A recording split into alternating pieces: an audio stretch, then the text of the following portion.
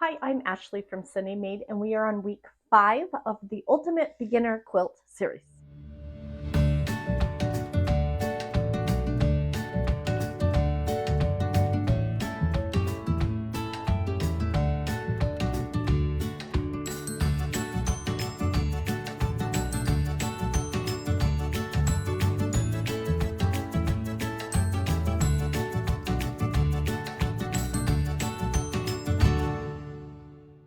Hello, friends. Welcome back. How are you doing? How is your quilt coming along? I would love to hear about it. You can find me on Instagram at Ashley_SunnyMade. Show me your quilts, tag me. I would love to see what you're doing and how your project is coming out. Okay, this is our quilt that we're making.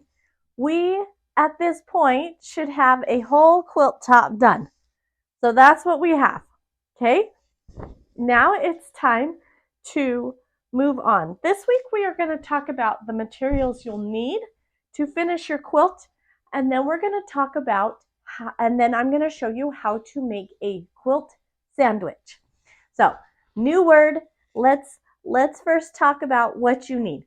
Okay, there are 3 parts to a quilt, and then a fourth, which is the outer edge. So you have your quilt top, okay, which is what we're making here. On the back side is called backing. Surprise, surprise, right? And there's a part in the middle, the sandwich part of your quilt, and it is called batting. And the point of the batting is so that you can get the warmth you need from your quilt. No matter what you put on the back, you still want to have batting because there is your warmth. So what we need at this point is we need our quilt top, we need our backing, we need our batting, and then we'll work on that binding here in a minute. So I went down to my favorite quilt store and to see what they had, and they had this beautiful piece of minky. It's a leftover remnant. It was 50 inches by 60 inches. It has a blue undertone, but mainly it's white. And I saw it and I thought, oh, that's going to be perfect for my blanket. I want to turn this into a baby blanket for someone, and having it nice and soft on the back is going to be perfect. So we are starting out. Our top is 48.5 inches, 48 inches square. Okay.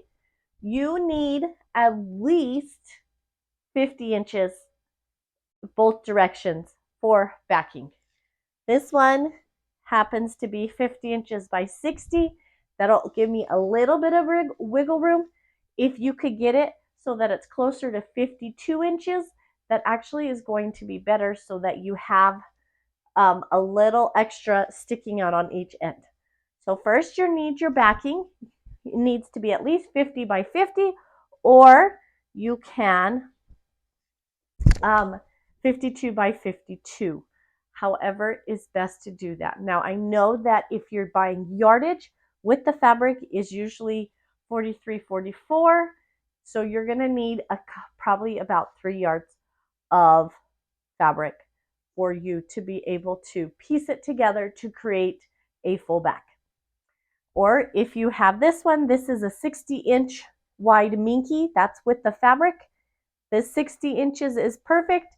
And then you just buy 50 to 52 inches wide yardage. So first you have your backing. Next, you have your batting. You need it to be the same size as your backing. So 50 by 50 or 52 by 52 inches. Like I said, that little bit of extra would be great, but because mine here is only 50 inches, I'm going to work with 50 inches. Okay, so gather your materials together, and then we're going to take this to a nice flat spot, and I'm going to show you how to make a quilt sandwich. You can use a tabletop if you have one big enough. You could use an island. My island is fairly big. I could probably do it in sections, so that might be a good possibility. Or a floor. A floor is great, preferably a hard surface, because that will make it easy for you to use your pins. Now let's talk about pins. What kind of pins do you need? When we're making a quilt sandwich, we need safety pins, and they actually make safety pins specifically for quilting. So let me grab mine and I will show you what they look like. Okay, I got my little box of pins. Let me pull one out. Now these are great because they have a bend in the middle that allows you to put it down through all the layers and back up. So when it's closed, let me get it closed, it looks like this. Okay, see how it bends just a little bit? Okay, so if you have these, if you can get a hold of some of these, that's great. Otherwise, you can just use regular safety pins. Safety pins are actually better when you're making a quilt sandwich because when you're dealing with long pins like this, they'll stick you and they come out super easy once you take it over to the machine. So grab your materials and grab your pins and let's go find a flat surface. Okay, so first we're going to take our quilt backing and we're going to put it on our table. Welcome back to my kitchen table. This is my short side right here, so I'm actually going to keep it towards me so that I can see exactly how much room I have left. Then I'm going to take my backing, or my batting, which is the middle part of my quilt sandwich. Excuse me. I'm going to put it right on top. So what I want to do is line up somewhat the edges of this. Make sure that it's laying nice and flat.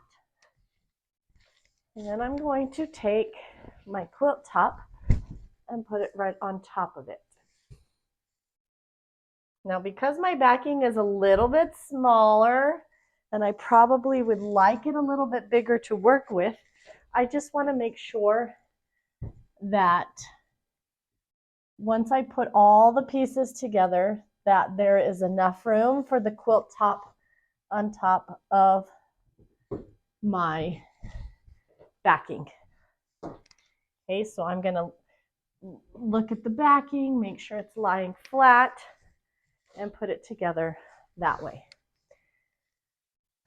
Okay, next we want to make sure that our fabric is lying nice and flat.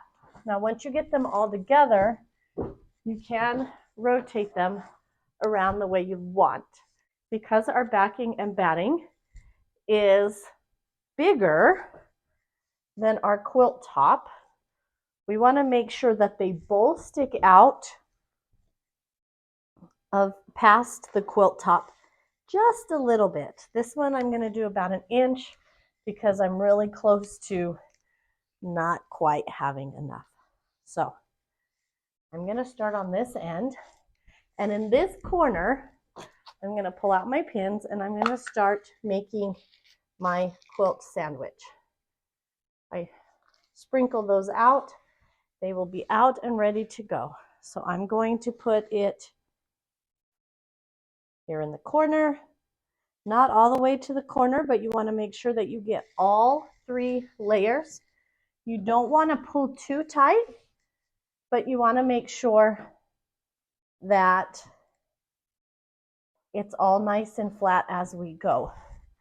Okay, and then I'm going to put one on every blue square along the edge to start off with because that's easy to remember. If I want to come back and put more, I can.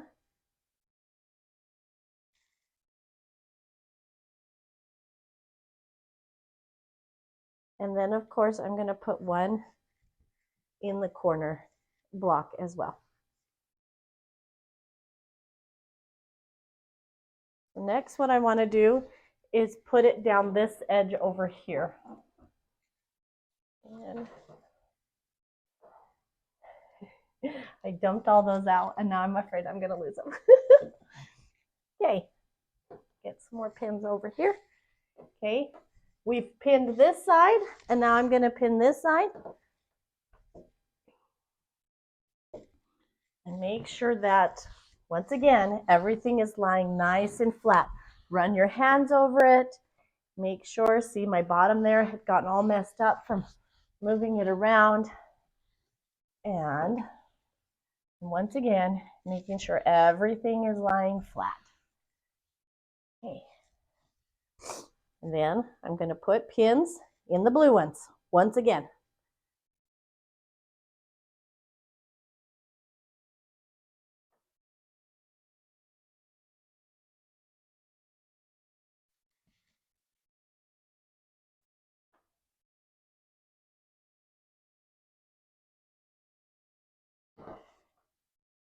And one in the corner.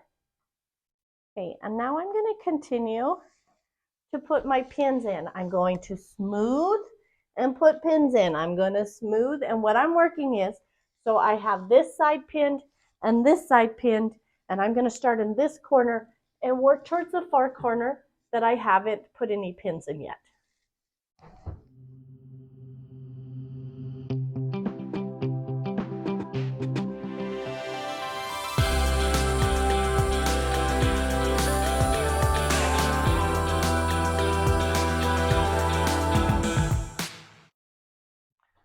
As you're putting in your pins, if you go and are smoothing out your fabric, if you go like this and you feel a wrinkle, so what you're going to do is pull back your two pieces.